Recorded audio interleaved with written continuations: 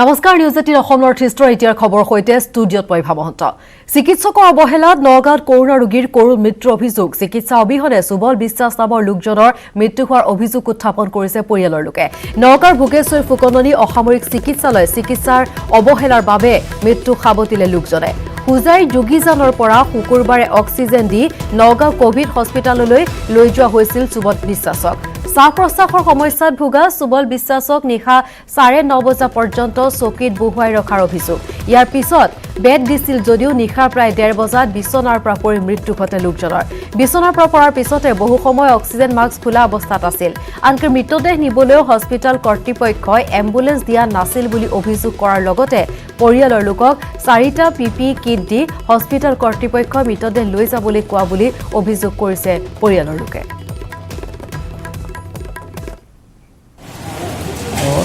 যোৱাকালি যিজন মানুহ স্পেয়াৰ্ড হৈছিল আমি ৰাতি 1:30 বজাত দেখিছিলোঁ যে আমাৰ বিচনাৰ বেডৰ লগত তেওঁ পৰি গৈছিল পৰি যাওঁতে আমি কি কৰি এনেকৈ চাইছোঁ দেখিছোঁ মানুহজন এতিয়া অলপ হুলস্থুল হৈ যায় হুলস্থুল হোৱাৰ লগে লগে ডক্টৰৰ ফালৰ পৰা মানুহজন আহিছে কিন্তু তেওঁ ওচৰত অহা নাই পেচেণ্ট এজনকে ক'লে যে ধৰি দিয়া আমিও তেনেকৈ ক'লোঁ যে এজন পেচেণ্টে গৈ পেলাই মানুহজনক উঠাই দিছে আৰু তেওঁ নি পেলাই তেওঁ বেডত বহাই দিছে আৰু ডক্টৰৰ ফালৰ পৰা কৈছে যে ৰুমত তেওঁক বহাই থোৱা ইমানেই ৰাতিপুৱা দেখিছোঁ ডেড বডি বহাই দিছে এইটো ট্ৰিটমেণ্টৰ অভাৱত হৈছে যদি ডক্টৰৰ মানুহ গৈ তেওঁ যদি মানে কি এইটো অক্সিজেনটো দিলেহেঁতেন তেওঁ সেইটো বাচি যাব পাৰিলেহেঁতেন নহয়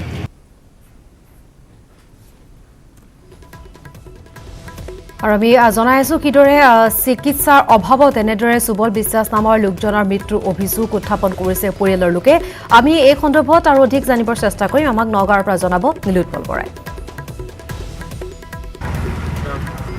আমি দেখুৱাই আছোঁ বৰ্তমান নগাঁৱৰ ভোগেশ্বৰী ফুকননী অসামৰিক চিকিৎসালয়ৰ পৰিৱেশ আৰু এটা কথা ক'ব লাগিব যে নগাঁৱৰ ভোগেশ্বৰী ফুকননী অসামৰিক চিকিৎসালয়ত চিকিৎসকৰ অৱহেলাৰ বাবে এগৰাকী সুবল বিশ্বাস নামৰ এগৰাকী ক'ভিড ৰোগীয়ে মৃত্যু সাৱটি লোৱাৰ অভিযোগ উঠিছে আৰু ইতিমধ্যে তেওঁৰ লগত থকা কৰোনা ৰোগীয়ে ইতিমধ্যে সেই বিষয়ে আমাক জনাইছে ভিডিঅ' ক্লিপ কিন্তু এটা কথা ক'ব লাগিব তেওঁৰ পৰিয়ালৰ লোক আছে আত্মীয় আছে আমি জানিবলৈ চেষ্টা কৰিম কি হৈছিলে ঘটনাটো তেওঁ কেতিয়া কৰোণাত আক্ৰান্ত হৈছিলে এতিয়া তেখেতে আমাৰ বৃহস্পতিবাৰেহে কৰোণা পজিটিভ বুলি ওলাইছে তাৰপিছত যোগীজান কোভিড চেণ্টাৰত আছিলে যোৱাকালি ৰাতিপুৱা তেখেতৰ শ্বাসৰ বহুত প্ৰব্লেম হৈ আছিল তেতিয়া তাত এইটো টেষ্ট কৰাৰ পাছত তেতিয়া তাৰ অক্সিজেন লেভেলটো 40 লৈ আহিছে 40 অহাৰ লগে লগে তেখেতক নগাঁৱলৈ ৰেফাৰ কৰিছে তাত 5টা বজাত উইথ অক্সিজেন মাস্ক লৈ পেলাই এম্বুলেঞ্চে আহি পেলাই ইয়াত থৈ গৈছে অলমষ্ট 7টা 7:30 বজাত আৰু মই তাৰপিছতো আমি ভিতৰত সোমাব নোৱাৰোঁ কিন্তু ভিতৰৰ কিছুমান আমাৰ হোজাৰ মানুহ আছে নগাঁও মানুহ আমাক খবৰ দিছে তেখেতক 7:30 9:30লৈকে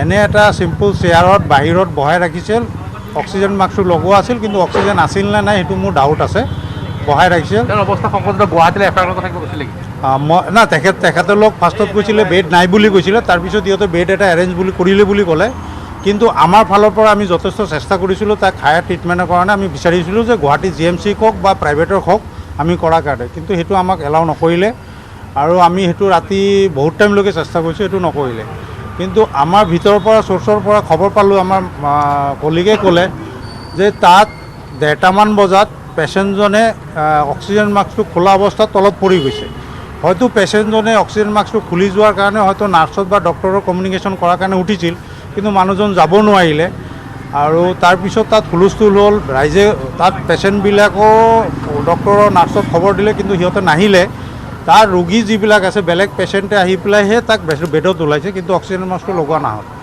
আৰু পাছত নাৰ্ছে কি কৰিলে বাহিৰৰ পৰা আহি পেলাই দৰ্জাটো বন্ধ কৰি লৈ গ'ল যাতে ভিতৰৰ পেচেণ্টবিলাক বাহিৰলৈ ওলাব নোৱাৰে বা হুলস্থুল কৰিব নোৱাৰে আৰু তাত আমি চালোঁ তাত ডক্টৰ আৰু নাৰ্ছ কেতিয়াও পেচেণ্টৰ লগত এটাচমেণ্ট নাথাকে সিহঁতে ইনষ্ট্ৰাকশ্যন দিয়ে কাৰোবাৰ 3rd person 4th person instruction দিয়ে সেইবাবেই এইবিলাক কাম চলি থাকে তাৰমানে ইয়াত যোনটো ডক্টৰৰ আৰু নাৰ্ছৰ যোনটো খেলি মেলি চলি আছে মানে ইয়াতে ডক্টৰ আৰু নাৰ্ছৰ পৰা পেচেণ্টে কোনো ট্ৰিটমেণ্ট বুলি একো নাপায় আমাৰ ষ্টেট গভৰ্ণমেণ্টে হওক বা আমাৰ স্বাস্থ্য বিভাগে দিনে ৰাতি ইমান কষ্ট কৰি পেলাই ইমান স্কিম ইমান কষ্ট কৰি আছে কিন্তু আমাৰ ইয়াত কিছুমান নাৰ্ছ আৰু ডক্টৰৰ খেলিমেলিৰ কাৰণে আমাক এনেকৈ সুবোধ বিচাৰ বহুত ল'ৰা মানুহ প্ৰাণ দিব লগা হৈ আছে। নিশ্চয় নিশ্চয় মই এটা কথা ক'ব লাগিব যে নগাঁৱৰ ভোগেশ্বৰ ফুকনি অসামৰিক চিকিৎসালয়ৰ বিৰুদ্ধে যি অভিযোগ সেয়া পুৰণা নহয়। আমি দেখুৱাইছোঁ এয়া হৈছে মূল প্ৰৱেশদ্বাৰ ভোগেশ্বৰ ফুকনি অসামৰিক চিকিৎসালয়ৰ, আৰু এইখন হৈছে ক'ভিড হস্পিটেল নগাঁৱৰ ভোগেশ্বৰ ফুকনি অসামৰিক চিকিৎসালয়ত থকা। কিন্তু এই চিকিৎসালয়খনৰ বিৰুদ্ধে বহু অভিযোগ। ইয়াৰ পূৰ্বে ৰোগীয়ে নিশা আহি প্ৰতিবাদ কৰিবলৈ বাধ্য হৈছিলে। আৰু এটা কথা ক'ব লাগিব যে এগৰাকী স্বাস্থ্যকৰ্মী যেতিয়া তেওঁ কৰ্তব্যত নিয়োজিত হৈ আছিলে PPE কিট পিন্ধি, তেওঁ সংজ্ঞাহীন হৈ পৰাৰ পিছত যেতিয়া নগাঁও ভোগেশ্বৰ ফুকনি অসামৰিক চিকিৎসালয়লৈ অনা হৈছিলে, সেইগৰাকী স্বাস্থ্যকৰ্মীকো তেওঁলোকে চিকিৎসা প্ৰদান কৰা নাছিলে, আৰু সেইগৰাকী স্বাস্থ্যকৰ্মীক তেওঁলোকে ভাবুকি দিছিল যদি বেছি হুলস্থুল কৰে তেনেহ'লে ক'ভিড হস্পিটেলত ভৰাই দিব বুলি ভাবুকি দিছিলে। গতিকে এইদৰে এইসকল চিকিৎসক তথা নাৰ্ছে এইদৰে ৰোগীক চৰম অৱহেলা কৰিছে। আনকি সাধাৰণ ৰোগীৰ কথা বাদেই আনকি স্বাস্থ্যকৰ্মীকে তেওঁলোকে অৱহেলা কৰে। গতিকে এটা কথা ক'ব লাগিব যে নগাঁৱৰ এই ভোগেশ্বৰ ফুকনি অসামৰিক চিকিৎসালয়ত যোগীজনৰ যিগৰাকী ৰোগী সুবল বিশ্বাস, তেওঁ 62 বছৰীয়া এগৰাকী ব্যক্তি, তেওঁ ক'ভিড-19 আক্ৰান্ত হৈছিলে, উশাহ নিশাহৰ অসুবিধা পাইছিলে, আৰু তেওঁ শ্বাস প্ৰশ্বাসজনিত সমস্যাত অৱশেষত অক্সিজেন নাপাই মৃত্যু খবত ল'বলগীয়া হ'ল। আনকি বিচনাৰ পৰা পৰি গৈছিলে নিশা, অতি কৰোণভাৱে মৃত্যু খবত ল'ব লগা হৈছে। গতিকে ইয়াৰ পিছত এইখন চিকিৎসালয়ত যে ক'ভিড ৰোগী যে চৰম অৱহেলা কৰা হৈছে সেই কথা প্ৰমাণ হৈছে। গতিকে এটা কথা ক'ব লাগিব যে স্বাস্থ্যমন্ত্ৰীগৰাকীয়ে এই ক্ষেত্ৰত নিশ্চয় ব্যৱস্থা গ্ৰহণ কৰিব। নগাঁৱৰ ভোগেশ্বৰ ফুকনি অসামৰিক চিকিৎসালয়ত যি চলি আছে বৰ্তমান, চিকিৎসক বা নাৰ্ছে যিদৰে চৰম অৱহেলা কৰিছে ৰোগীক, সেই কথা কিন্তু সকলোৱে জেগা ক্ষুব্ধ কৰি তুলিছে। নগাঁৱৰ পৰা নিৰুৎপল বৰাই আমাক জনালে শেহতীয়া খবৰ। আৰু আচলতে সমগ্ৰ ঘটনাই যি অভিযোগ উত্থাপন কৰিছে তাৰ পিছতে চাঞ্চল্যৰ সৃষ্টি হৈছে। কাৰণ তেওঁলোকে বৰ্ণনা কৰিছে কিদৰে চিকিৎসাৰ অভাৱত এগৰাকী ব্যক্তিয়ে মৃত্যু সাৱটি ল'বলগীয়া হ'ল। তাৰপিছতে ক্ষোভ ব্যক্ত কৰিছে পৰিয়ালৰ লোকে।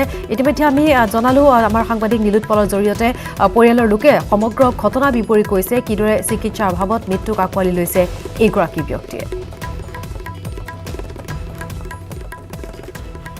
পৰৱৰ্তী খবৰ, কাশ্মীৰৰ সংঘৰ্ষত নিহত হৈছে 3 সন্ত্ৰাসবাদী আক্ৰমণত শ্বহীদ হৈছে এজন নিৰাপত্তাৰক্ষী। পুলৱামা জিলাৰ জাদুৰাত আৰক্ষী নিৰাপত্তাৰক্ষীৰ সংঘৰ্ষত 3 সন্ত্ৰাসবাদী নিহত হৈছে। অঞ্চলটোত আত্মগোপন কৰিছিল সন্ত্ৰাসবাদীৰ দলটোৱে।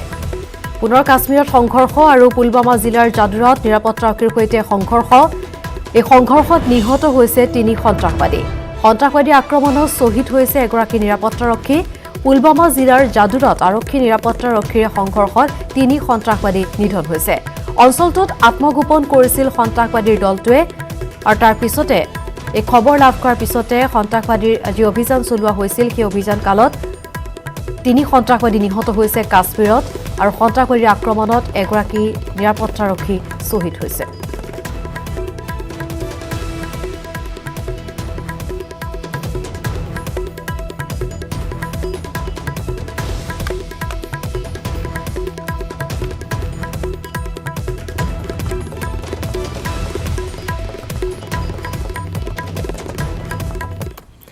আৰু খবৰ অব্যাহত থাকিব, তাৰ পূৰ্বে সময় খন্তেক বিৰতি। ৰাজ্যত সাপ্তাহিক লকডাউন অব্যাহত আছে যদিও কাৰ্যালয়লৈ আহিছে চৰকাৰী কৰ্মচাৰী। শনিবাৰে লকডাউনৰ পৰা কেন্দ্ৰীয় আৰু ৰাজ্য চৰকাৰৰ কৰ্মচাৰীক ৰেহাই দিয়াৰ পিছত আজি কাৰ্যালয়লৈ আহিছে কৰ্মচাৰীসকল। একাংশ কৰ্মচাৰীয়ে নিজৰ বাহনত কাৰ্যালয়লৈ আহিছে যদিও একাংশই বাহন চলাচল বন্ধ থকাৰ পৰিপ্ৰেক্ষিতত সমস্যাত ভুগিছে। ইয়াৰ লগতে ৰাজহুৱা খণ্ডৰ কৰ্মচাৰীকো শনিবৰীয়া লকডাউনৰ পৰা ৰেহাই দিয়া হৈছে। বেংক সেৱাৰ কৰ্মচাৰী, PSU, স্বায়ত্তশাসিত অঞ্চলৰ কৰ্মচাৰীকো। আমি জনাইছো যে সাপ্তাহিক লকডাউনৰ শনিবাৰ দিনটোত কিছু শিথিলতা অনা হৈছে চৰকাৰী কৰ্মচাৰীৰ বাবে, কিন্তু সমস্যাত পৰিছে বহু সংখ্যক কৰ্মচাৰী। আৰু এইসকল কৰ্মচাৰীৰ সৈতে যিহেতু আমাৰ সাংবাদিক গুঞ্জন কলিতাই কথা পাতিছে, এই মুহূৰ্তত আগবঢ়াইছো গুঞ্জন কলিতাৰ এক ৰিপৰ্ট। ৰাজ্য চৰকাৰৰ সেই নিৰ্দেশনাৰ পিছতে এতিয়া চৰকাৰী কাৰ্যালয়সমূহত কৰ্মচাৰী দেখিবলৈ পোৱা গৈছে। এয়া মই জনতা ভৱনত উপস্থিত আছোঁ, আৰু আজি শনিবাৰৰ দিনটোত এয়া জনতা ভৱনৰ কৰ্মচাৰীসকল তেওঁলোকে নিজৰ কৰ্তব্যৰ বাবে আহিছে। যদিও বা শনি আৰু দেও এই 2টা দিন বন্ধ আছিলে, কিন্তু কালি জাৰি কৰা এক নিৰ্দেশনা অনুসৰি চৰকাৰী বেচৰকাৰী প্ৰতিষ্ঠান সকলো ধৰণৰ বেংকৰ কৰ্মচাৰীসকলে শনিবাৰৰ দিনটোতো তেওঁলোকে নিজৰ কৰ্তব্যৰ বাবে আহিব পাৰিব। আৰু তাৰ পিছতে এতিয়া এই দৃশ্য আজি দেখিবলৈ পোৱা গৈছে। জনতা ভৱনৰ কৰ্মচাৰীসকল এতিয়া আহিছে, আহি তেওঁলোকে নিজৰ কৰ্তব্যত তেওঁলোকে আজিৰ দিনটোত যোগদান কৰিব। কৰোনাৰ এই সময়ত ভয়াৱহতাৰ সময়ত তেওঁলোকে শনিবাৰৰ দিনটোত নিষেধাজ্ঞা জাৰি কৰা আছিল যে কোনো যাতে অফিচলৈ আহিব নোৱাৰে বা কাৰ্যালয়লৈকে আহিব নালাগে। কিন্তু আজিৰ দিনটোত যিহেতু জাননী ইতিমধ্যে জাৰি কৰিছে মুখ্য সচিবগৰাকীয়ে, আৰু তাৰ পিছতে আহি এতিয়া কৰ্মচাৰীসকলে এনেধৰণে কোনো আহি তেওঁলোকৰ হাত দুখন পৰিষ্কাৰ কৰি লোৱা দেখিবলৈ পোৱা গৈছে, আৰু তাৰপিছত তেওঁলোকে ভিতৰলৈকে প্ৰৱেশ কৰিব। এই দৃশ্য আজি দেখুৱাইছোঁ কেমেৰা পাৰ্চন নিতুল কৃষ্ণৰ সহযোগত জনতা ভৱনৰ পৰা, আৰু জনতা ভৱনৰ এই কৰ্মচাৰীসকল। বাইদেউ, আজিৰ দিনটোত আপোনালোক আহিছে, মোক সাক্ষাৎ ল'লে। হয়, কৈ দিয়ক আজি আপুনি ক'ত কাম কৰে? মই ইয়াতে ৰেভিনিউ ডিপাৰ্টমেণ্টত কৰোঁ। এইকেইদিনটো বন্ধ আছিলে? বন্ধ আছিলে, অঁ। আজি হয় আছিল, আজি আকৌ খোলা দিছে। আজি কি ক'ব? বিধানসভা অধিৱেশন আছে, তাৰ কাৰণে হয়তো হ'ব পাৰে। চৰকাৰে যি কৰিছে ভালে কৰিছে, কৰ্মচাৰী কৰ্মভূমিলৈতো আহিবই লাগিব, কৰ্মখিনিটো কৰিব লাগিব, হয়নে? কি ক'ব আজি দিন? শনিবাৰেতো এইকেইদিন শনিবাৰেতো ইমান দিন নাছিলে, আজি দিছে আৰু আমি আহিলোঁ। সাৱধানতা নিজে লৈ আছে? নিজে লৈ আছোঁ। বন্ধ মানে যিখিনি খোলা আছে সেইখিনি আহি আছোঁ আমি। শনিবাৰে বন্ধ আছে? শনিবাৰে বন্ধ আছে, আজি খোলা দিছে? আজি খোলা দিছে। এইটো ভালে হৈছে, দেশৰ উন্নতি বহুদিন আমাৰ অৰ্থনৈতিক বা অন্য দিশত চাৰিওপিনে আমাৰ মানে সেই নিম্নগামী হৈছিলে। এতিয়া এইবিলাক কৰাৰ কাৰণে দেশত যদি সুস্থিৰতা এটা আহে, আমাৰ সমূহ বিশ্ববাসীৰ কাৰণে মংগল হ'ব। এয়ে ঈশ্বৰৰ কামনা কৰি আজি কৰ্মলৈ ওলাইছোঁ। ধন্যবাদ আপোনালোকলৈ।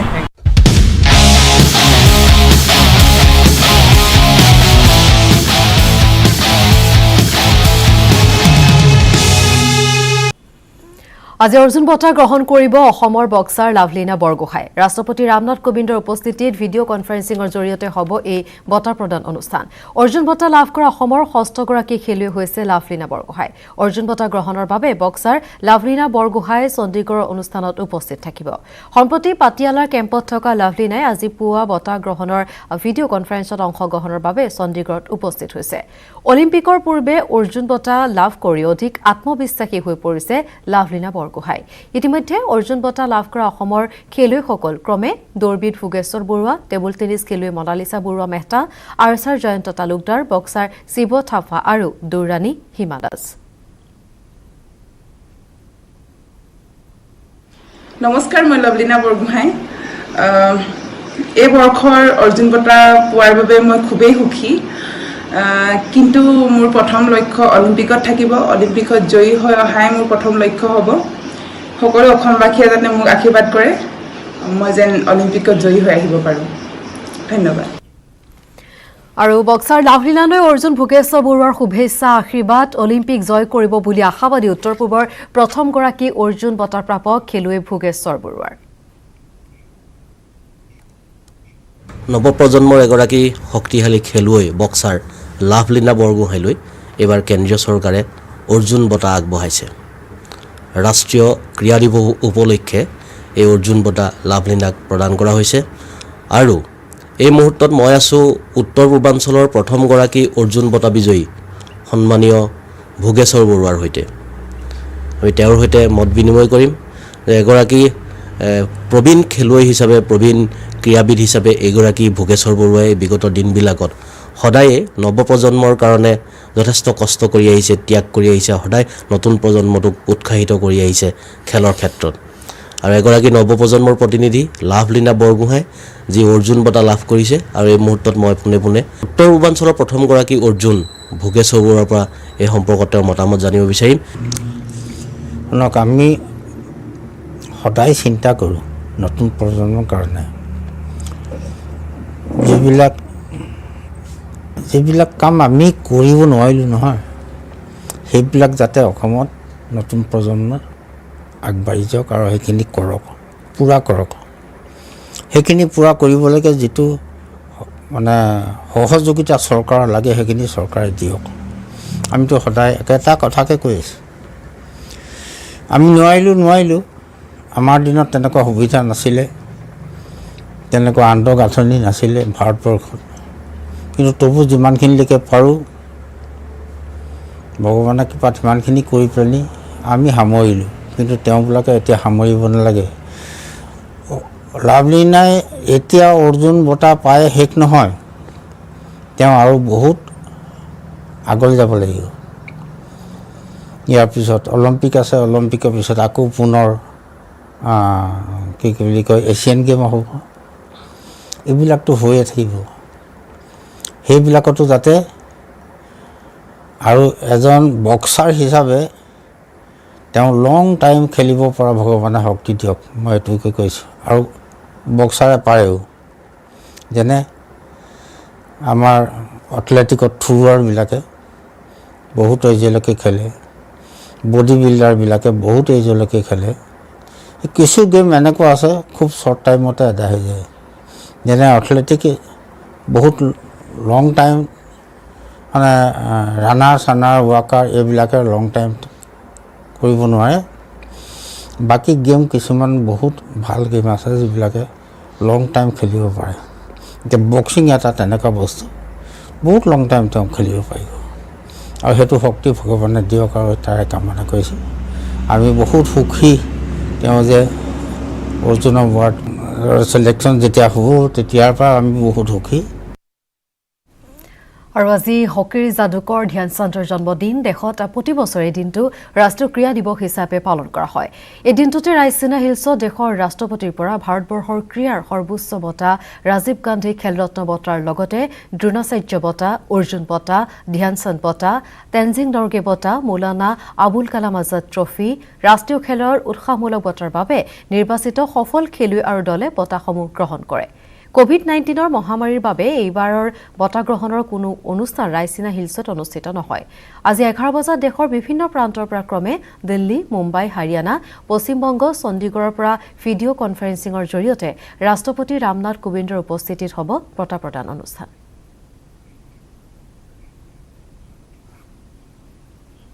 আমি জনাই আছো প্ৰতি শনি আৰু দেওবাৰ ৰাজ্যত সাপ্তাহিক লকডাউন, কিন্তু গুৱাহাটী মহানগৰীৰ ফটাকিল আমবাৰীত নাই কোনো ধৰণৰ লকডাউন। পথৰ দুই কাষে বহিছে বৃহৎ দৈনিক বজাৰ, নাই কোনো মাস্ক, নাই কোনো ধৰণৰ সামাজিক দূৰত্ব। সকলো নীতি নিয়ম উলংঘা কৰিছে এইসকল লোকে। কোনো ধৰণৰ সামাজিক দূৰত্ব, মাস্কৰ কথা নাই। কোনো সংখ্যক লোকে আমি দেখুৱাইছোঁ কেমেৰা দেখি তেওঁলোকে মাস্ক পিন্ধিছে বা তেওঁলোকে পিন্ধি থকা চাৰ্টেৰে তেওঁলোকে মুখ ঢাকিবলৈ চেষ্টা কৰিছে, কিন্তু কোনো ধৰণৰ সাৱধানতা দেখা পোৱা নাই এইসকল লোকৰ মাজত।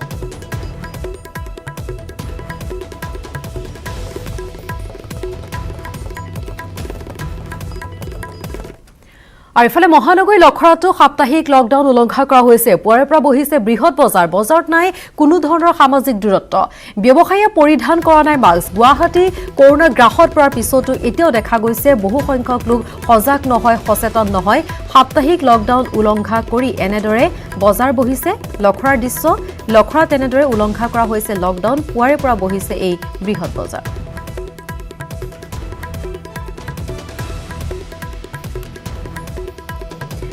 দেশত দৈনিক ভয়ংকৰ হাৰত বৃদ্ধি হৈছে কৰোনা আক্ৰান্তৰ সংখ্যা। 34,63,972 জনলৈ বৃদ্ধি হৈছে কৰোনা আক্ৰান্তৰ সংখ্যা। এদিনতে 74,472 জন আক্ৰান্ত হৈছে। বৰ্তমানলৈ কৰোনাৰ প্ৰাণ ল'লে 62,550 জনৰ। বিগত 24 ঘণ্টাত 1021 জন কৰোনাত মৃত্যু হৈছে। 7,52,424 জন চিকিৎসাধীন হৈ আছে।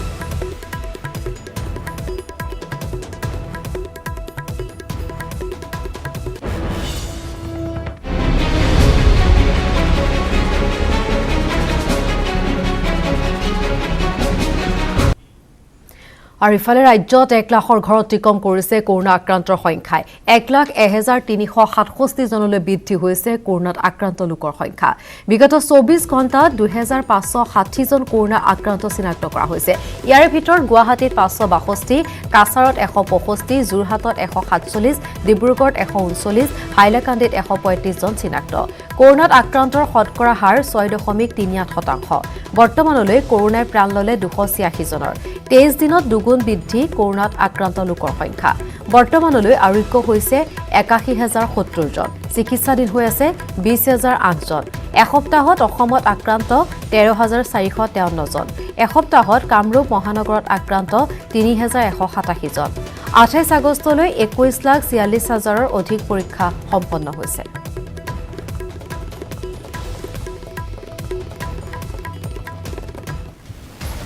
অসমত কৰোনাৰ ভয়ংকৰ সংক্ৰমণ এসপ্তাহত আক্ৰান্ত 13,453 জন আমি জনা বিচাৰিছো 28 আগষ্টত 2560 জন আক্ৰান্ত হৈছে 27 আগষ্টত এই সংখ্যা আছিল 2036 26 আগষ্টত এই সংখ্যা আছিল 2179 25 আগষ্টত 1973 24 আগষ্টত 1879 23 আগষ্টত 1272 22 আগষ্টত 1560 22 আগষ্টত 1560 জন আছিল আৰু জনাইছো আজিৰ তাৰিখত এই সংখ্যা হৈছে 13,453 জন এসপ্তাহত আক্ৰান্ত হৈছে 28 আগষ্টত এই সংখ্যা হৈছে 2560 জন এটা সপ্তাহতে কৰোনা গ্ৰাফত এনেদৰে পৰিছে অসম আমি জনাইছো সেই গ্ৰাফিকেলি কিদৰে আচলতে প্ৰতিদিনে বৃদ্ধি হৈছে আৰু প্ৰতিদিনে কি হাৰত বৃদ্ধি হৈছে কৰোনা আক্ৰান্তৰ সংখ্যা আৰু সেই আমি দেখুৱাইছো টেলিভিছনৰ পৰ্দাত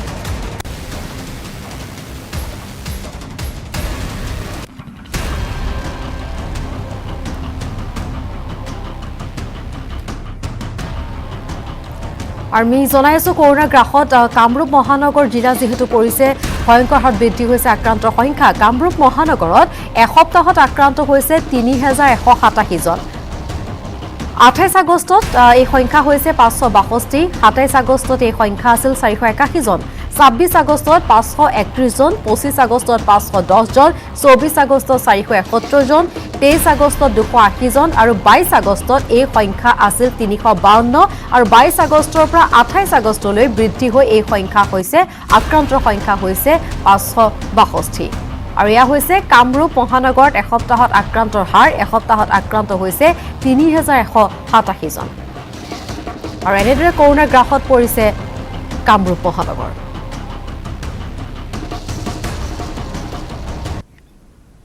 আৰু কৰোনাই ভয়ংকৰ ৰূপ ধাৰণ কৰিছে অসমত 23 দিনত দুগুণে বৃদ্ধি হৈছে আক্ৰান্তৰ সংখ্যা 5 আগষ্টত 50,445 জন আৰু 27 আগষ্টত এই সংখ্যা হৈছেগৈ 1,01,367 জন ভয়াবহ হাৰত বৃদ্ধি হৈছে কৰোনাত আক্ৰান্ত লোকৰ সংখ্যা কৰোনাই ভয়াবহ ৰূপ ধাৰণ কৰিছে অসমত 23 দিনত দুগুণ হৈছে আক্ৰান্তৰ সংখ্যা আমি জনাইছো 5 আগষ্টত এই সংখ্যা আছিল 50,000 আৰু এতিয়া 27 আগষ্টত অতিক্ৰম কৰিলে 1 লাখৰ ঘৰ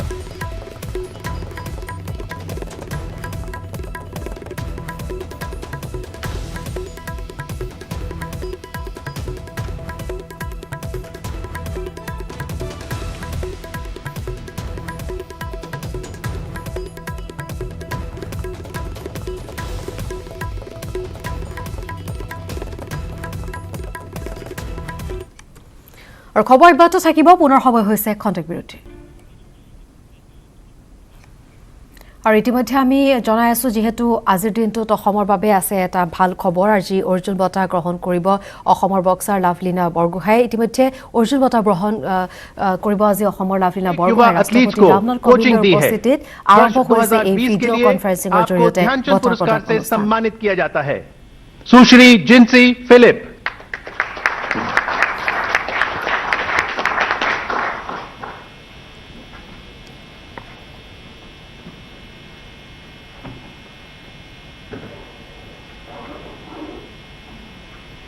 श्री जे रंजीत कुमार आप देश के उत्कृष्ट पैरा एथलीट रहे हैं आपने विभिन्न अंतर्राष्ट्रीय खेलों में जैसे FESPIC games Asian para games IWAS world games में भाग लिया और डिस्कस थ्रो और जैवलिन में पदक जीते हैं वर्ष 2020 के लिए आपको ध्यानचंद पुरस्कार से सम्मानित किया जाता है श्री जे रंजीत कुमार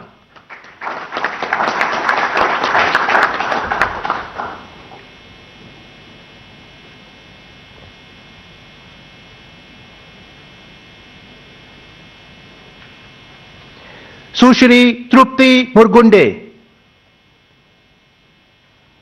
आप देश की सर्वाधिक उत्कृष्ट बैडमिंटन खिलाड़ियों में से एक रही हैं आपने राष्ट्रमंडल खेल 2006 में कांस्य पदक जीता सैफ गेम्स 2002, 2006 और 2010 में 5 स्वर्ण पदक जीते आप थॉमस उबेर कप 2018 में भारतीय टीम की कोच भी रहीं आपकी उत्कृष्ट उपलब्धियों और बैडमिंटन को बढ़ावा देने के प्रति आपके योगदान को मान्यता प्रदान करते हुए वर्ष 2020 के लिए ध्यानचंद पुरस्कार से सम्मानित किया जाता है। सुश्री तृप्ति मुरगुंडे।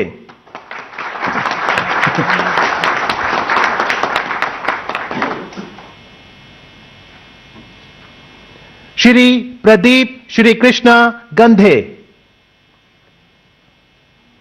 आप देश के सर्वाधिक उत्कृष्ट बैडमिंटन खिलाड़ियों में से एक रहे हैं। आपने 1982 एशियाई खेलों में युगल और टीम स्पर्धा में कांस्य पदक जीते। आपने ऑस्ट्रेलियन ओपन, अंतर्राष्ट्रीय बैडमिंटन चैंपियनशिप और नेशनल बैडमिंटन चैंपियनशिप भी जीती। सक्रिय खेल जीवन से संन्यास लेने के बाद आपने अनेक युवा खिलाड़ियों को कोचिंग प्रदान की है। वर्ष 2020 के लिए आपको ध्यानचंद पुरस्कार से सम्मानित किया जाता है। श्री प्रदीप श्री कृष्णा गंधे।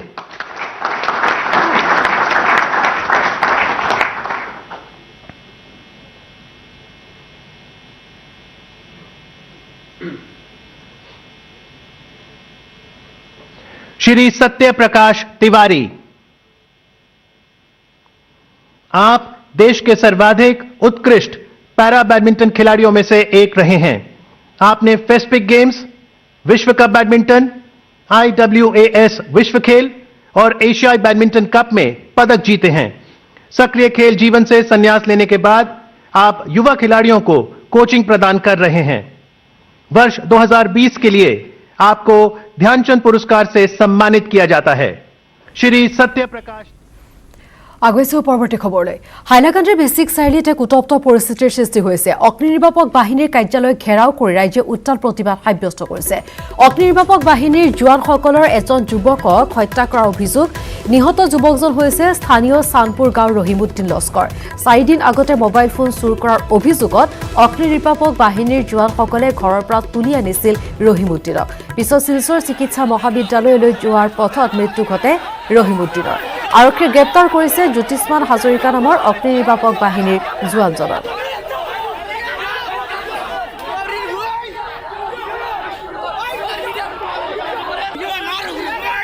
দৃশ্য দেখুৱাইছো কিদৰে এক উত্তপ্ত পৰিস্থিতিৰ সৃষ্টি হৈছে। এনেদৰে উত্তপ্ত পৰিৱেশৰ সৃষ্টি কৰিছে স্থানীয় লোকসকলে। তেওঁলোকৰ অভিযোগ আমি ইতিমধ্যে জনাইছো। এজন যুৱকক হত্যা কৰাৰ অভিযোগ আৰু তাৰ পিছতে ক্ষোভিত হৈ পৰিছে সকলো।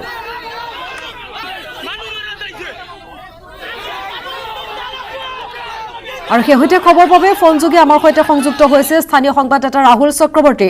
ৰাহুল, আপোনাৰ কাষলৈ আহিছো। ইতিমধ্যে পৰিৱেশ দেখা পাইছো কিদৰে সকলো ক্ষোভিত হৈ পৰিছে। শেহতীয়া খবৰ আপোনাৰ পৰা জানিব বিচাৰিম। কোনো সিদ্ধান্তত উপনীত হৈছে নেকি বা কি আশ্বাস তেওঁলোকক দিয়া হৈছে বা সমগ্ৰ এই প্ৰক্ৰিয়াটোত কিদৰে ন্যায় প্ৰদান কৰা হ'ব? হয়, এইবাৰ বৰ্তমান এই গোটেই যি বেছিক চাৰিআলি অঞ্চল আছে, বেছিক চাৰিআলিত বৰ্তমান এই অগ্নি নিৰ্বাপক বাহিনীৰ কাৰ্যালয়টো ঘেৰাও কৰি ৰাখিছে স্থানীয় ৰাইজে। বৰ্তমানে আৰক্ষী এগৰাকী অগ্নি নিৰ্বাপক বাহিনীৰ জোৱান যিগৰাকীৰ মোবাইলটো চুৰ হৈছিল যোৱা 26 তাৰিখে জ্যোতিষ্মান হাজৰিকা, তেওঁক বৰ্তমানে নিজৰ জিম্মাত লৈছে। আৰক্ষীয়ে গ্ৰেপ্তাৰ কৰি লৈ গৈছে তেওঁক হাইলাকান্দি সদৰ থানাত। বৰ্তমানে এই স্থানীয় ৰাইজসকলে এই অগ্নি নিৰ্বাপক বাহিনীৰ কাৰ্যালয়টো ঘেৰাও কৰি ৰাখিছে। তেওঁলোকৰ দাবীত যিকেইজন জোৱান ইয়াতে আছে, এই ঘটনাটোত যুক্ত যিকেইজন জোৱান আছে, মুঠ 6 গৰাকী জোৱানৰ বিৰুদ্ধে তেওঁলোকৰ অভিযোগ আৰু এই সকলোকে গ্ৰেপ্তাৰ কৰাৰ দাবী জনাইছে স্থানীয় ৰাইজে। হয়, আৰু যি অভিযোগ উত্থাপন হৈছে ইতিমধ্যে সেই অভিযোগৰ ভিত্তি যিহেতু এজন যুৱক জ্যোতিষ্মান হাজৰিকা তেওঁক গ্ৰেপ্তাৰ কৰিছে বুলি জানিব পৰা গৈছে। হয়, এইবাৰ যোৱা 25 তাৰিখে এই জ্যোতিষ্মান হাজৰিকাৰ মোবাইল ফোনটো চুৰ হৈছিল। ইয়াৰ পিছতে যোৱা 26 তাৰিখে এই অগ্নি নিৰ্বাপক বাহিনীৰ 5জনীয়া এটা দল গৈ এই স্থানীয় চানপুৰ গাঁৱৰ এটা ঘৰৰ পৰা এই মোবাইল ফোনটো উদ্ধাৰ কৰিছিল আৰু লগতে এই ঘৰত থকা যুৱক ৰহিমুদ্দিনক তেওঁলোকে লগত লৈ আহিছিল। ইয়াৰ পিছত 2 দিন পিছত ৰহিমুদ্দিনক শিলচৰ মেডিকেল কলেজলৈ প্ৰেৰণ কৰে অগ্নি নিৰ্বাপক বাহিনীৰ জোৱানসকলে। তো গাত গুৰুতৰ জখমৰ চিন আছিল বুলি স্থানীয় লোকে আমাক যিটো জনাইছে।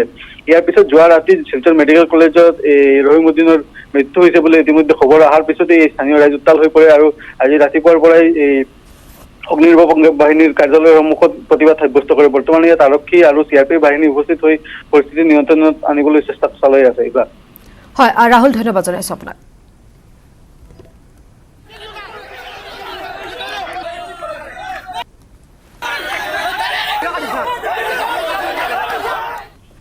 পৰৱৰ্তী খবৰ ডুমডুমাৰ মানখোৱা চাহ বাগিচাত আচ্ছাৰ ধৰ্ণা কাৰ্যসূচী চাহ জনগোষ্ঠীক জনজাতিকৰণৰ মৰ্যাদা প্ৰদান কৰাৰ লগতে চাহ শ্ৰমিকৰ মজুৰি 351 টকালৈ বৃদ্ধি কৰাৰ দাবীত ডুমডুমাৰ মানখোৱা চাহ বাগিচাত আচ্ছাই ধৰ্ণা কাৰ্যসূচী ৰূপায়ণ কৰে অসম চাহ জনজাতি ছাত্ৰ সন্থাৰ মানখোৱা প্ৰাথমিক গোটৰ উদ্যোগত বাগিচাৰ চাহ শ্ৰমিকসকলৰ সহযোগত এই ধৰ্ণা কাৰ্যসূচী পালন কৰা হৈছে অতি শীঘ্ৰে চাহ জনগোষ্ঠীক জনজাতিকৰণৰ মৰ্যাদা প্ৰদান কৰাৰ লগতে চাহ শ্ৰমিকৰ দৈনিক মজুৰি 351 টকালৈ বৃদ্ধি কৰিবলৈ দাবী জনাইছে অন্যথা জংগী আন্দোলনৰ কাৰ্যসূচী গ্ৰহণ কৰাৰ হুংকাৰ প্ৰদান কৰে সংগঠনটোৱে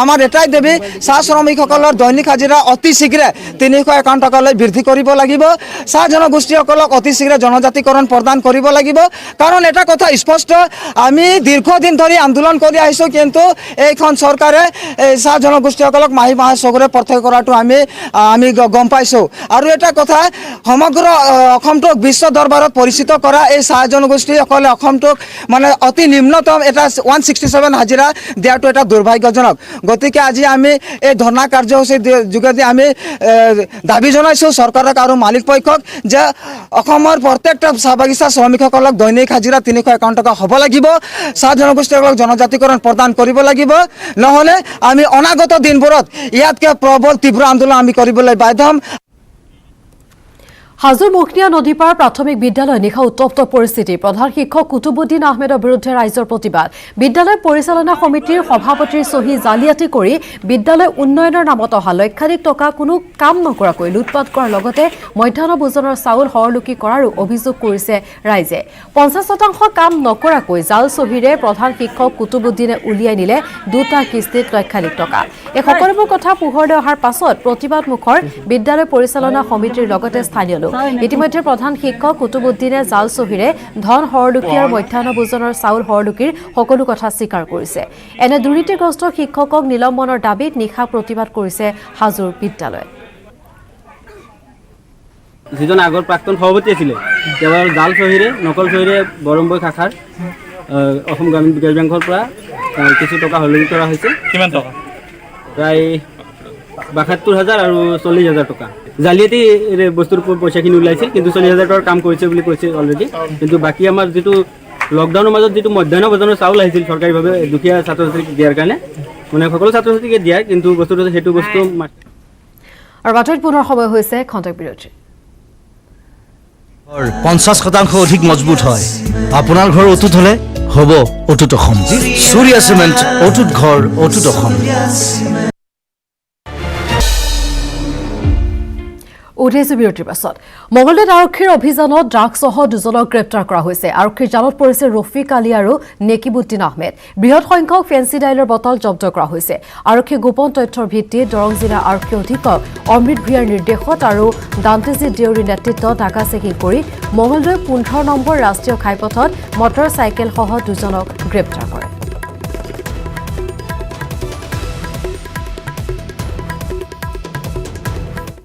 SP দৰং অমৃত ভূঞা ছাৰে লিড লৈ আছিলে মোক ক'লে এনেকৈ চ'ৰ্চৰ ইনফৰমেশ্যনৰ কথা ঠিক তেনেকৈ আমি এটা নাকা চেকিং বহালোঁ নেশ্যনেল হাইৱেত আৰু ইমিডিয়েট আমি তাৰ পিছতে গাড়ীখিনি চেক কৰি থাকোঁতে এখন মটৰচাইকেল খুব জোৰে অহা পালোঁ দুজন আৰোহী দুজন আছিলে তাতে আৰু দেখিছে এটা ডাঙৰ বেগ আছে আৰু তেওঁলোকে পলোৱাৰ চেষ্টা কৰোঁতে আমাৰ চাৰিওফালৰ পৰা মানুহ ধৰিলোঁ তাক ধৰাৰ পিছত আমি লগে লগে বেগটো আমি খুলি চালোঁ দেখিলোঁ যে যথেষ্ট সংখ্যক ফেন্সি ডাইল ভৰ্তি হৈ আছে আৰু তেওঁলোকক সুধিলোঁ গোটেইখিনি সোধ পোছ কৰিছে আমি লগে লগে পিক আপ কৰা হ'ল তেওঁলোকক থানালৈ অনা হ'ল আৰু দুইজনে ঘৰ একচুৱেলি এই আল্টা ইছলামপুৰ বুলি কয় এইটো মানে বাইহাটা থানাৰ আণ্ডাৰত পৰে মান্দাকাটা দুইজনৰ ঘৰ আৰু কেইবাজনৰ তেখেতলোকে নাম কৈছে যে গোটেই বস্তু এটা ডাঙৰ ৰেকেট হয় আৰু তেওঁলোকে মানে এইবিলাক ছাপ্লাই হৈ থাকে যাৰ ফলত নেকি ড্ৰাগছ বস্তুটো মানে বিয়পি পৰিছে সেইটো কাৰণে ইণ্টাৰগেশ্যন দুইজনে হৈ আছে আৰু বাক্সা চোৰাং চিকাৰীৰ নিশংসতাৰ বলি হৈছে বনৰীয়া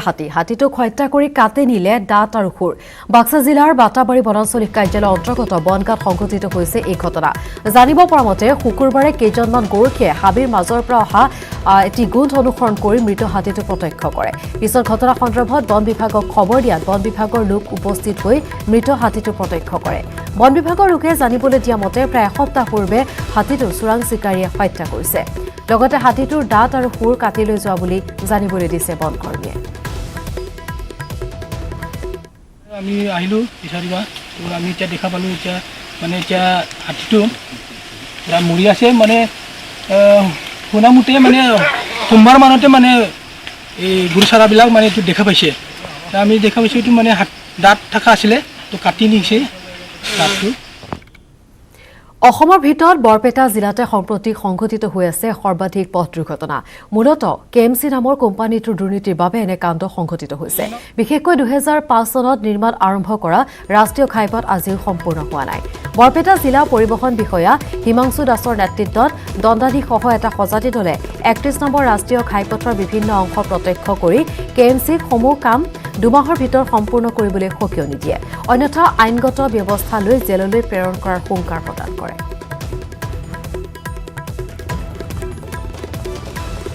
আৰু এখন খবৰত আগবঢ়াইছো ধ্ৰুৱজ্যোতি তালুকদাৰ এক প্ৰতিবেদন ঘাইপথ চতুৰ্থীকৰণৰ কামত নিয়োজিত কেএমচি নামৰ কোম্পানীটোৱে বজালিৰ বেজকুচিৰ পৰা কালজাৰ যে 27.2 কিলোমিটাৰ পথৰ নিৰ্মাণৰ কাম হাতত লৈছিলে 2005 চনত আজিলৈকে এই কাম সম্পূৰ্ণ কৰি তুলিব পৰা নাই আৰু এই ক্ষেত্ৰত আজি বৰপেটা জিলা পৰিবহণ বিষয়াই ক্ষেত্ৰভিত্তিক তদন্ত আৰম্ভ কৰিছে আৰু পাটাচাইকুচিৰ পৰা পাঠশালালৈকে এই ক্ষেত্ৰভিত্তিক তদন্তৰ কাম আৰম্ভ কৰিছে বৰপেটা জিলা পৰিবহণৰ লগতে জিলা প্ৰশাসনৰ কেইবাগৰাকী মুৰব্বী ইতিমধ্যে আহি উপস্থিত হৈছে পাটাচাইকুচিত আৰু আমি এতিয়া পাটাচাইকুচি আছোঁ যে ৰাষ্ট্ৰীয় ঘাইপথৰ যি ছাইডৰ যি গাৰ্ডৱাল এই পৰ্যন্ত এতিয়ালৈকে নিৰ্মাণ হৈ উঠা নাই আৰু এনেজনে যে বৰপেটা জিলাই হৈছে সবাতোকৈ বিপদজনক দুৰ্ঘটনাগ্ৰস্ত জিলা হিচাপে ইতিমধ্যে পৰিগণিত হৈছে আৰু এই সময়ত আমাৰ লগত আছে জিলা পৰিবহণ বিভাগৰ বিষয়া তেওঁৰ পৰা জানিব বিচাৰিম দাদা আজিৰ উদ্দেশ্যটো আমাক জনাব না আমাৰ আজিৰ উদ্দেশ্য এনেকুৱা যে অলৰেডি ডিষ্ট্ৰিক্ট ৰোড ছেফটি কমিটিয়ে আমাৰ বৰপেটা ডিষ্ট্ৰিক্টত 51 কিলোমিটাৰ নেশ্যনেল হাইৱে পৰে তাৰে পিআইও বঙাইগাঁও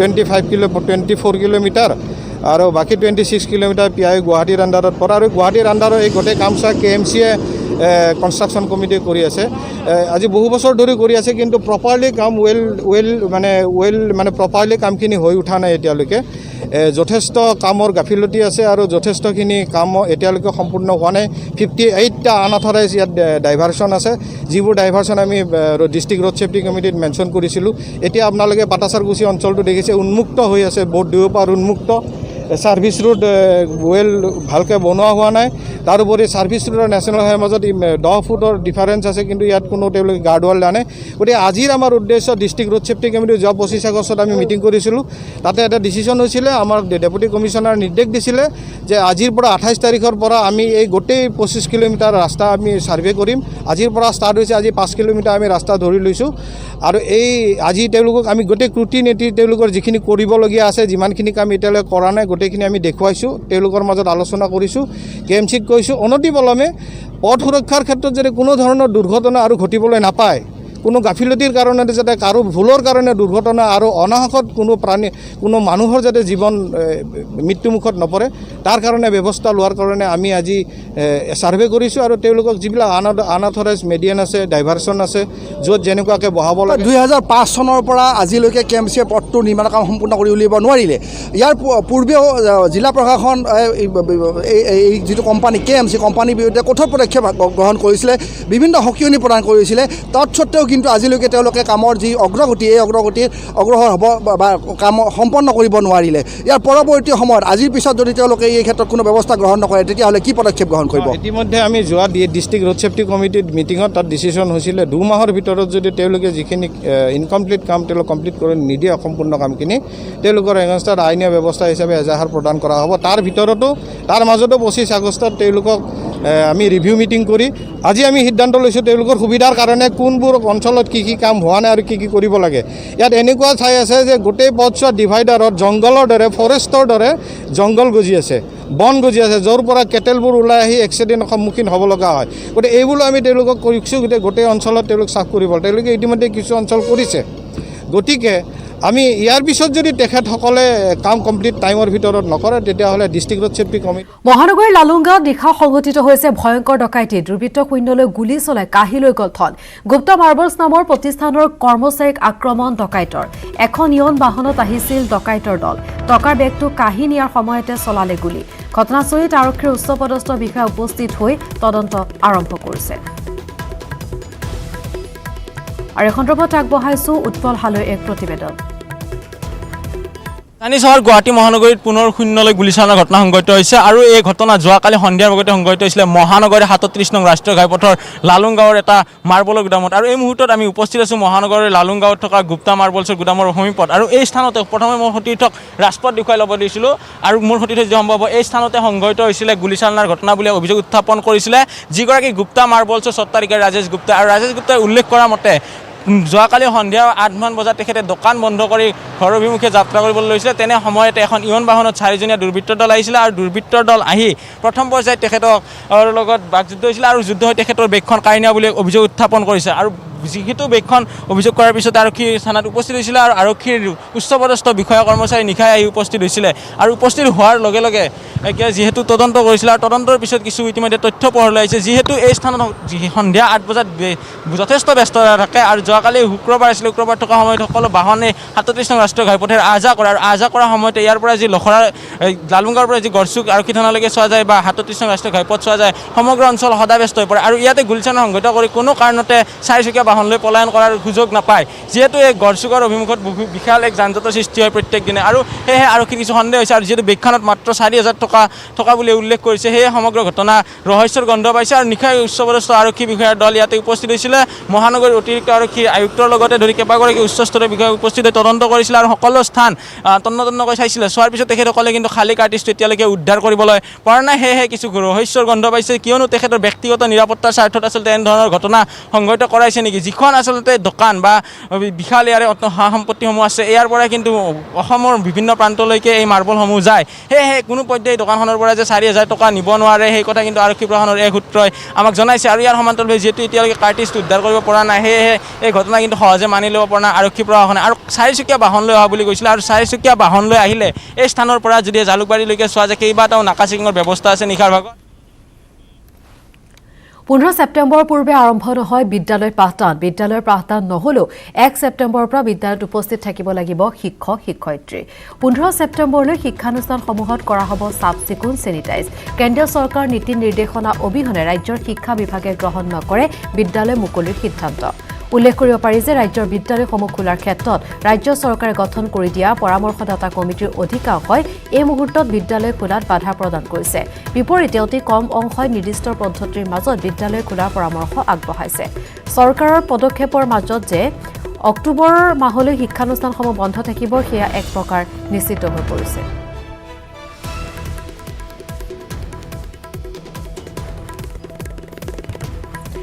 খহনীয়াই ভয়ংকৰ ৰূপ ধাৰণ কৰিছে গোৱালপাৰা চহৰৰ 2 নম্বৰ বলদমাৰী চহৰৰ শান্তিপুৰত খহনীয়াৰ ফলত 2 নম্বৰ বলদমাৰী চহৰৰ শতাধিক পৰিয়াল ভূমিহীন আৰু গৃহহীন হৈ অস্থায়ীভাৱে পথৰ কাষত টিনপাত আৰু ত্ৰিপালেৰে শিবিৰ পাতি বসবাস কৰি আছে কিন্তু গৃহহীন লোকসকলক চৰকাৰ তথা জিলা প্ৰশাসনে আজিলৈকে পৰ্যাপ্ত পৰিমাণৰ সাহায্য আৰু বিকল্প সংস্থাপনৰ ব্যৱস্থা গ্ৰহণ নকৰাৰ অভিযোগ উত্থাপন কৰিছে দুৰ্ভগীয়া লোকসকলে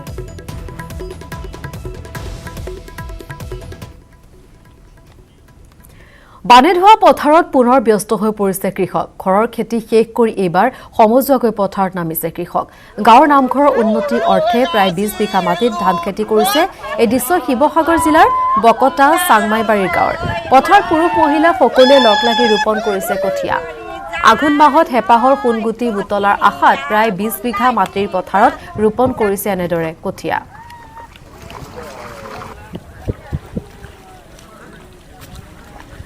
এই সন্দৰ্ভত আগবঢ়াইছো নবুল কোঁৱৰৰ এক প্ৰতিবেদন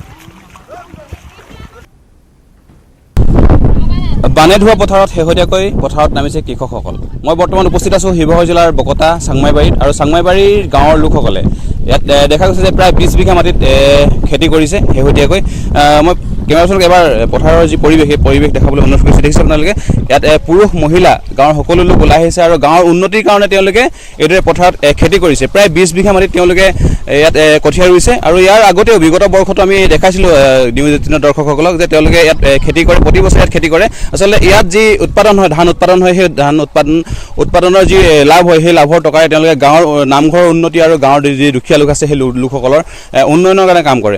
আৰু ইয়াৰ গাঁৱৰ লোক আছে, আমি তেওঁলোকৰ পৰা জানিম। যি আপোনালোকে খেতি কৰিছে, কিমান বিঘা মাটি খেতি কৰিছে? আমি 20 বিঘা মাটি খেতি কৰিছোঁ। ইয়াতে কিমান মানুহ আহিছে? ইয়ালৈ প্ৰায় 100 পাৰ হ'ব মানুহ। গতিকে আমি সকলোৱে লগ লাগি আজি কেইবা বছৰৰ পৰা আমি এনেদৰে ৰাজহুৱাভাৱে আমি 20 বিঘা মাটি খেতি কৰি আছোঁ আৰু ইয়াৰ দ্বাৰা আমি যথেষ্ট উপকৃত হৈছোঁ। আমি আমাৰ গাঁৱৰ উন্নয়ন কামবিলাকত লগাইছোঁ আৰু লগে লগে আমাৰ কোনোবা দুখীয়া নিচলা মানুহ যদিও বেমাৰ আজাৰ পৰে তেওঁক আমি সকলো ৰাইজে আমি সহায় কৰোঁ। খেতি ভাল হয়নে? খেতি সুন্দৰ খেতি হয়। আমি যথেষ্ট আমাৰ টকা পইচা গোট খায় আৰু তাৰ কাৰণে আমি বহুত সকাহ পাইছোঁ। আৰু আমাৰ এই গাঁওখনৰ খুব বানবিধ্বস্ত অঞ্চল আৰু বানবিধ্বস্ত বকতা বাখৰ বেঙেনা পঞ্চায়তৰ অধীনৰ এই গাঁওখন। গতিকে ইয়াত আমি খেতি কৰোঁতে সকলো ৰাইজে একেদিনাই আহি আমি ৰোৱা তোলা কৰি আমি শেষ কৰোঁ আৰু লগতে আমি ইয়াৰ খেতি শেষৰ পাছত সেইদিনাই একেদিনাই আমি ভোজৰ প্ৰয়োজন কৰোঁ। সকলোৱে লগ লাগি আমি ভোজ আয়োজন কৰোঁ। খুব এক উৎসৱমুখৰ পৰিৱেশ হয়। মই পুনৰ দেখাবলৈ অনুৰোধ কৰিছোঁ। দেখিছে আপোনালোকে ইয়াত যি মহিলাসকল আছে, পুৰুষসকল আহিছে, পুৰুষসকলো ইয়াত আছে। সকলোৱে আছিল হাতে কামে লাগি এই পথাৰত খেতি কৰে তেওঁলোকে। বাইদেউ কেনেকুৱা লাগে খেতি কৰি? নমস্কাৰ। প্ৰথমতে আপোনালোকক মই ধন্যবাদ জনাইছোঁ। খেতি কৰি আমাৰ বাৰু ভালেই লাগে। ভাদৰমহীয়া শেহতীয়াকৈ হ'লেও আমি তাৰমানে আমাৰ সমজুৱা খেতি কৰোঁ আৰু। এতিয়া যিহেতু দেশত কৰোণা মহামাৰীৰ কাৰণে মানুহ লগ লাগিব পৰা নাই, লগ লাগিছে, কেনেকুৱা? ভাল লাগিছে। আমি কৰোণা মহামাৰী হ'ব পৰা ইমানখিনি ৰাইজ এদিনো একেলগে সমবেত হোৱাই নাই, আজি হৈছোঁ, বহুত ভাল লাগিছে। আনন্দ ফূৰ্তি হয়নে? হয়। বিহু চিহু গায় নেকি? বিহু গাওঁ। গাই দিলে ভাল হ'ব এতিয়া। হয় নেকি? দৰ্শকসকলে দেখিব নেকি? সহযোগ কৰিব আপোনালোকে অলপ। ভাদৰমহীয়া চুকাৰত মোৰে জান, মিলি জুলি খেতি কৰিছোঁ মনত লাগে ভাল। চুৰিয়া চিমেণ্ট ব্যৱহাৰ কৰিলে ঘৰ 50% অধিক মজবুত হয়। আপোনাৰ ঘৰ অটুট হ'লে হ'ব অটুট অসম। চুৰিয়া চিমেণ্ট, অটুট ঘৰ, অটুট অসম।